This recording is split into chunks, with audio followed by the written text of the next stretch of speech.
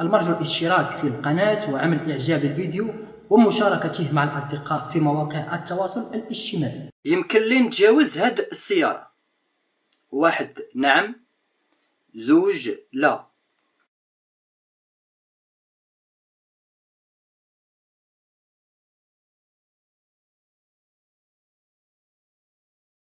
تواجد ديال الضباب هنا كيحجب عليا الرؤية من أنني نشوف واش شي سيارة جاية في اتجاه معاكس، ولو أن هنا عندنا الخط متقطع فدائما ملي كيكون عندنا الضباب والرؤية غير واضحة فممنوع علينا التجاوز، لأننا مكنقدروش نشوفو واش شي سيارة باغا تجاوز وميمكنش نعرفو واش أن شي سيارة جاية في اتجاه معاكس. إذا هنا ممنوع التجاوز. الجواب الصحيح رقم 2. غادي نتجاوز صاحب الدراجة اللي قدامي، نستعمل المنبه الصوتي. 1 نعم، 2 لا.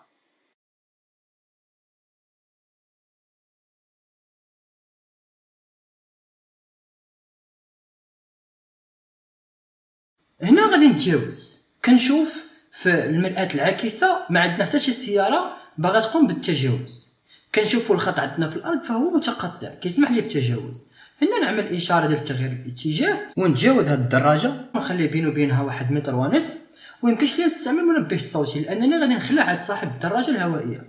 اذا الكلاكسون كنستعملو في بعض الحالات، لكن هنا ما يمكنش لي انني نستعمل المنبه الصوتي. الجواب الصحيح رقم 2. في هاد المكان أنا في الوضعية المناسبة باش ندور على اليسار. 1 نعم، 2 لا.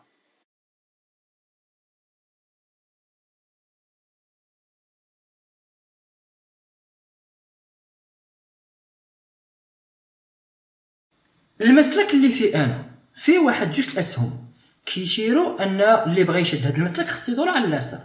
هنا انا في الوضعيه المناسبه باش ندور على اليسار. اذا باش تفهموا مزيان، الا كنا في هذا المسلك، الا مشينا نيشان وبغينا ندوروا على اليسار، الا وصلنا للسهم الثاني غادي يولي خط متصل، لاننا غادي الا بغيت ندور على اليمين غادي نلقى السيارات اللي هما جايين في الاتجاه ديالي، غادي نبدا غنتظر. اذا هنا هذا المسلك خاص الناس اللي باغيين يقوموا بالدوران على اليسار. اذا انا في الوضعيه المناسبه باش ندور على اليسار. الجواب الصحيح رقم 1. 1 يمكن لي ندمج في السير داخل طريق السيارة. 2 نتابع السير في الطريق الخاصة بي ونعطيه حق الأسبقية.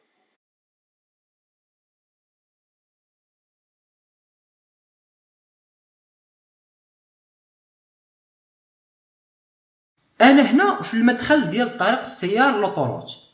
كما كتعرفوا كتدخل لوطوروت كتلقاو عندكم صغيره في كبيره، يعني انت في الطريق الصغيره خاصك تسمح للناس اللي في اليسار اللي في الطريق الرئيسيه.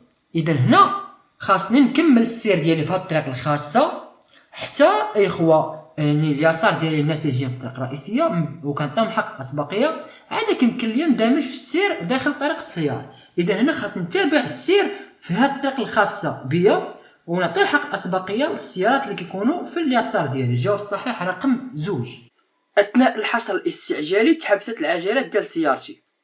1 نستمر في الحصر، 2 نخفف من الضغط ونضغط مرة أخرى على الحصار.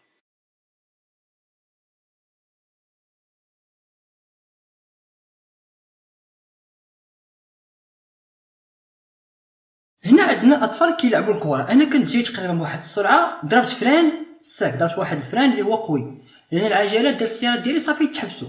هنا ما يمكنش لي نستمر في الضغط على الحصر يعني في الفران، خاصني نخفف من الضغط عليه، نرفع الرجل ديالي ونبقى نبومبي بشويه بشويه، يعني نخفف الضغط عليه ونضغط مره اخرى، ما نبقاش مستمر حاط رجلي على الفران. اذا هنا خاصني نخفف من الضغط على الفرامل ونعاود نضغط عليهم مرة أخرى. الجواب الصحيح رقم 2. شعل الضوء الخضر، ندوز. 1 نعم، 2 لا.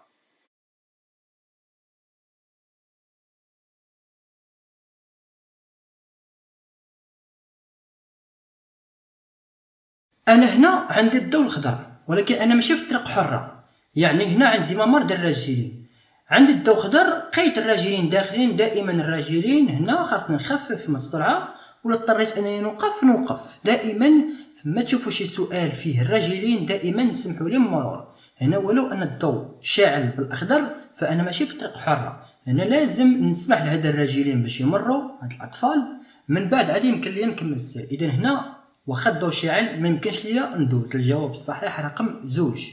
1 ندوز قبل من هاد السيارة. 2 نوقف ونسمح ليها بالمرور.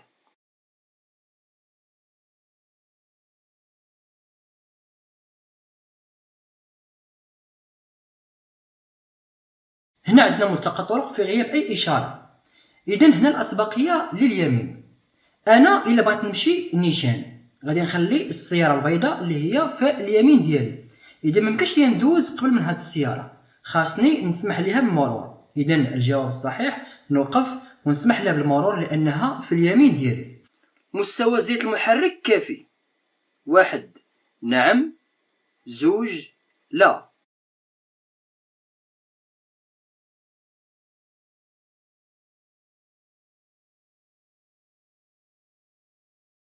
هنا المستوى ديال زيت المحرك ما كافيش.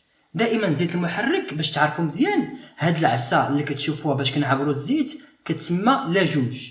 لاجوج هو اللي كيعبر لينا، يعني هاد البرايه اللي كتعبر لينا الزيت ديال المحرك ديال الموتور. هنا عندنا حتى البيضه الاولى فهي كتعني المينيموم، والبيضه الثانيه فهي كتعني الماكسيموم. دائما لابد ان يكون الزيت على الاقل في المينيموم او بين المينيموم والماكسيموم. الجواب الصحيح رقم 2 لان زيت المحرك غير كافي. يمكن لي نتجاوز هاد الشاحنة. 1 نعم. 2 لا.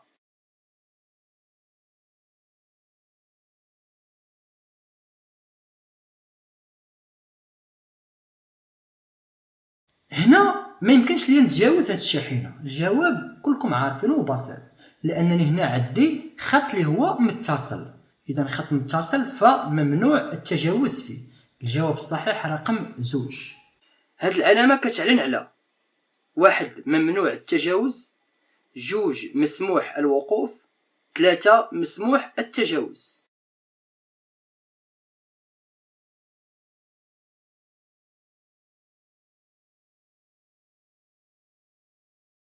هاد العلامه كتعلن على مسموح بالتجاوز، يعني قبل ما نوصل لهاد البلاكه، قبل كانت عندي البلاكه ديال ممنوع التجاوز، اما هاد البلاكه فهي كتنهي المنع، يعني انهاء المنع اللي كان في السابق، يعني الان مسموح ليا بالتجاوز. اذا هاد العلامه كتعلن على مسموح التجاوز.